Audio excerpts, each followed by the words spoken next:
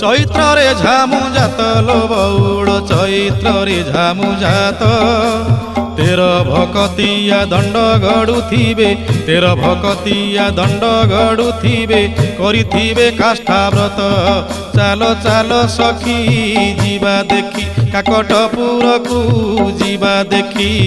ଅପୁତ୍ରୀ କି ପୁତ୍ର ଅନ୍ଧକୁ ନୟନ ଦିଏ ମା ମଙ୍ଗଳା ଯାଚି ବଉଳ ଲୋ ଦିଏ ମା ମଙ୍ଗଳା ଯାଚି।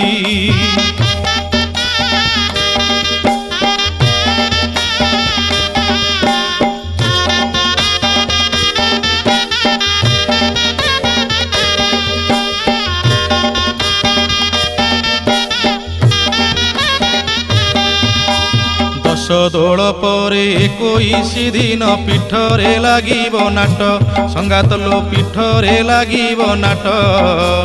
ଗୁପତ କୋଠିରେ ଦଣ୍ଡ ଜିଆ